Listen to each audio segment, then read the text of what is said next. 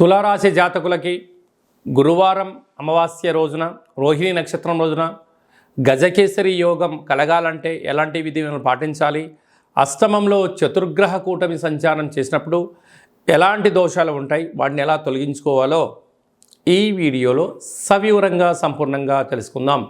తులారాశిలో ఏ నక్షత్రాలు వస్తాయనగా చిత్తా నక్షత్రంలోని 3వ పాదం, 4వ పాదం, స్వాతి నక్షత్రంలోని 4 పాదాలు, విశాఖ నక్షత్రంలోని 1, 2, 3 పాదములు కలిపితే తులారాశి. అలాగనే చాలామందికి పుట్టినటువంటి కాల సమయంలో డేటా ఆఫ్ బర్త్లో లేనటువంటి కారణం వలన పేరు యొక్క మొదటి అక్షరాన్ని అనుసరిస్తూ రాశిని తెలుసుకునే ప్రయత్నం చేద్దాం. టో విశేషమైనటువంటి ఈ తులారాశి జాతకులకు ఈ అక్షరాలు ఏదో మరొకసారి పరిశీలన చేద్దాం. రా, రీ, శ్రీ, రు, రే, రో, తా, తి, తు, తే అక్షరాల వారితో తులారాశి జాతకులే. తులారాశి యొక్క అధిపతి శుక్ర భగవానుడు. వీరికి పంచమ స్థానంలో శని భగవానుడు స్వక్షేత్రకంగా ఉండడం వలన వృత్తులలో, ఉద్యోగాల్లో, వ్యాపారాల్లో ఆశించినంత విజయం ఈ సొంతమవుతుంది. కాకపోతే వీరు చాలా సున్నితమైన స్వభావం కలిగినటువంటి వ్యక్తులు కనుక నూతనంగా వివాహమైన వారికి సంతాన యోగము, పిల్లల యొక్క చదువులు, పిల్లల యొక్క అభివృద్ధి అన్నింటా విజయం ఈ సొంతం కాబోతుందని చెప్పి గమనించాలి.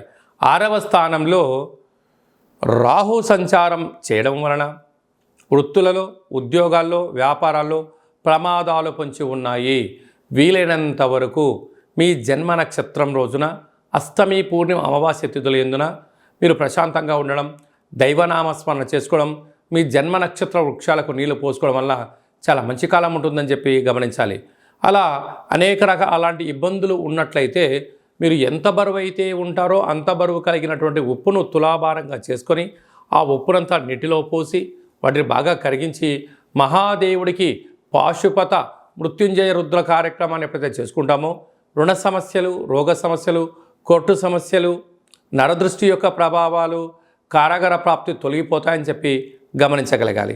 7వ స్థానంలో 7వ స్థానంలో కుజుడు సంచారం చేయడం వలన వివాహ ప్రయత్నాలు కలిసి రావడం, ప్రేమికుల మధ్య సయోధ్య ఉండడం, అదే కాకుండా ఇద్దరి యొక్క అభిప్రాయాలు ఏకమవ్వడం వలన రాబోయే కాలంలో వివాహ ప్రయత్నాలు కలిసి వచ్చే పరిస్థితి ఉంటుంది.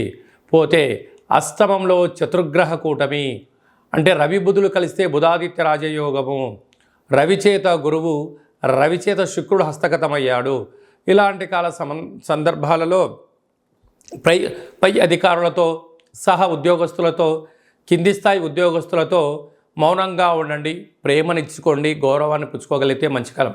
లేకపోతే యంత్రాలు, ఆయుధాలతో, నీటితో, నిప్పుతో ప్రమాదాలు పొంచి ఉన్నాయి.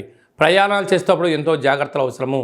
వీలైనంత వరకు డ్రైవర్లను పెట్టుకొని మీరు ప్రయాణం చేయడం ఉత్తమోత్తమము. కనుక సూర్యోదయంలో, మిట్ట మధ్యాహ్నంలో, సాయం సంధ్యాకాల సమయంలో ఆవేశానికి సరైన సమయం కాదు అని చెప్పి మీరు గమనించగలగాలి. వ్యయంలో కేతు సంచార స్థితి ఉండడం వల్ల రేపు ఏం జరగబోతుందో ఈరోజు ముందే అంచనా వేసే శక్తి మీకు ఉంటుంది.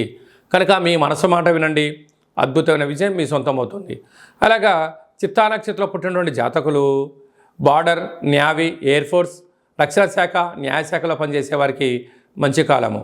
అలాగా స్వాతి నక్షత్రంలో పుట్టిన జాతకులు నటులుగా, హాస్య నటులుగా, యూట్యూబ్, వాట్సాప్, ఫేస్బుక్ క్రియేటివిటీ రంగాల్లో మంచి క్రియేటివిటీ రంగాల్లో ఉంటుంది. విశాఖ నక్షత్ర జాతకులు ప్రభుత్వ ఉద్యోగస్తులుగా, స్వయం వ్యాపారాలుగా, మార్కెటింగ్ రంగంలో మంచి కాలం ఉంటుంది. కనుక ఇటు గజకేసరి యోగం కావాలన్నా, అష్టమంలో చతుర్గ్రహ కూటమి దోషం తొలగిపోవాలన్నట్లయితే కాళభైరవ స్వామి యొక్క స్మరణ, కాళభైరవ స్వామి యొక్క సౌభాగ్య ముడుపు, కాళభైరవ స్వామి హోమ కార్యక్రమంలో పాల్గొన్నట్లయితే మీకు ఎలాంటి ఇబ్బందులు లేవని చెప్పి గమనించాలి.